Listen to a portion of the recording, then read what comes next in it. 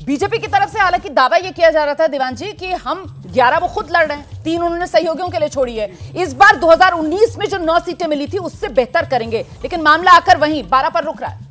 वो इसलिए क्योंकि मेरे ख्याल से जो इंडिया है यानी कि कांग्रेस पार्टी के 2 स्ट्रांग कैंडिडेट हैं इसमें। एक तो है गौरव गोगोई और दूसरे हैं ये बोरदोलई, प्रद्युत बोरदोलई। ये पुराने एक वो वर्कर हैं, अपनी की फॉलोइंग है और इनकी कॉन्स्टिट्यूंसी नौगांव में ही रखी गई है प्रद्युत बोरदोलई की, जबकि उनकी कॉन्स्टिट्यूंसी चेंज हुई है गौरव गोगोई की। जी तो इनका कुछ चांस है, बाकी तो मुझे नहीं लगता कि कोई और कांग्रेस में या इवन बदरुद्दीन अजमल जो अपनी सीट अगर निकाल पाएंगे दुबरी से, वो बहुत बड़ी बात होगी। अब वो नहीं निकल रही है। ओपिनियन पोल का आंकड़ा ये बता रहा है कि बदरुद्दीन अजमल भी अपनी सीट नहीं बचा पा रहे हैं। पिछली बार बीजेपी ने जो 9 सीटें जीती थी, इस बार एनडीए वो बेहतर करता हुआ 12 तक पहुंच रहा है। अभय सर, देखिए ये जो सर्वेक्षण है ये सीए लागू होने से पहले का है और सीए लागू होने का असम की राजनीति के ऊपर कुछ ना कुछ असर ज़रूर पड़ रहा है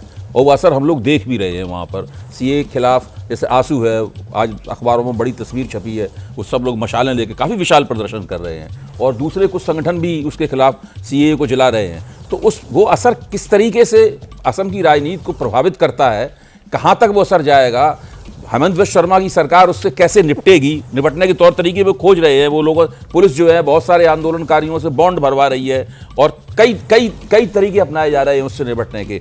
तो विपक्षी दल उसको किस तरीके से उसमें हस्तक्षेप करते हैं, इन तमाम बातों से पता चल लगेगा कि ये आंकड़ा जो है कितना प्रभावित होता है। आप ये कह रहे हैं कि अभी का आंकड़ा ये है, लेकिन मत भूलिए कि जब ये सर्वे हुआ उसके बाद सीए को लेकर जिस तरीके की नोटिफिकेशन सरकार की तरफ से जारी की गई, नॉर्थ ईस्ट में, असम के अंदर, प्रदीप जी आपको लगता है बीजेपी को भारी पड़ सकती है?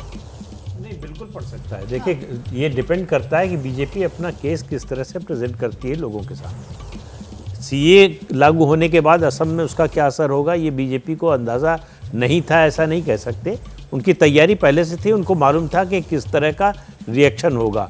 उससे निपटने के लिए बीजेपी की संगठन के स्तर पर क्या तैयारी है, सरकार की तैयारी तो अलग हो गई, संगठन के स्तर पर क्या तैयारी है, उसका कितना असर लोगों पर हुआ है, अपनी बात को कितना समझा पाते हैं, विपक्ष अपनी बात को कितना प्रभावी ढंग से समझा पाता है, ये दोनों चीज़ें तय करेंगी कि सीट जो ओपिनियन पोल में सीटें आ रही हैं उतनी ही रहेंगी या उसमें कोई बदलाव आएगा। विपक्ष अपनी बात को कितने अच्छे से समझा पाता है। और नहीं भूलना चाहिए असम के लिए 3 सीटों पर उम्मीदवारों का ऐलान आम आदमी पार्टी की तरफ से कर दिया गया और अरविंद केजरीवाल आज मीडिया के सामने आए और सीएए, केंद्र सरकार हमारे बच्चों का हक मारकर ये बांग्लादेश और पाकिस्तान के लोगों को सिर्फ वोट बैंक के लिए इस्तेमाल कर रही है, बीजेपी वोट बैंक की गंदी राजनीति कर रही है, ये तमाम आरोप लगाकर चले गए। विजय जी, बहुत महत्वपूर्ण बात आपने की है। केजरीवाल साहब आज बहुत सीए पर लगातार बोलते रहे और उन्होंने कहा कि किस तरह से नुकसान कर रहा है, लेकिन मैं देख रहा हूँ वोट परसेंटेज को देखें तो 6% वोट आपका बढ़ रहा है पिछले बार के मुकाबले में। 2019 में भारतीय जनता पार्टी को यानी मतलब एनडीए को 39% वोट था और कांग्रेस को 36 था, जो अब 45% हो रहा है, तो 6% आप इजाफा दिखा रहे हैं। लेकिन महत्वपूर्ण बात वही है कि ये जो आपका सर्वे है वो सीए से पहले हुआ और सीए का खासतौर से 2 राज्यों पर बड़ा असर पड़ने वाला है, वेस्ट बंगाल और असम। वेस्ट बंगाल में ऐसा लगता है कि भारतीय जनता पार्टी के लिए वो पॉजिटिव हो सकता है, ठीक है, असम में उसका नुकसान हो सकता है। और इसलिए मैं बदरुद्दीन साहब की जो धुबरी वाली सीट है उसको भी आपको देखना चाहिए कि वो किस तरह से पोलराइज कर पाते हैं, नहीं कर पाते हैं, और कांग्रेस भी कैसे इजाफा कर पाती है, क्योंकि 2% बड़ा है। लेकिन यदि वहां पर सीए का असर आया और भारतीय जनता पार्टी उसको कैसे देख रही है, हेमंत बिस्वा शर्मा तो बहुत एग्रेसिव तरीके से सारे कैंपेन को चला रहे हैं। जैसे ही घड़ी का काटा दोपहर 2:30 पे आए, बबीता जी का दिल सास बहू साजिश के लिए मचल जाए। और ये है इनकी बहू, पूरे दिन ऑफिस की टेंशन हो जाए गॉन जब ये करें अपना फेवरेट शो फ्री टाइम पे ऑन। इनकी तरह आप भी देखिए अपना फेवरेट शो अपने टाइम पर और डाउनलोड कीजिए एबीपी लाइव ऐप अपने स्मार्ट टीवी पर।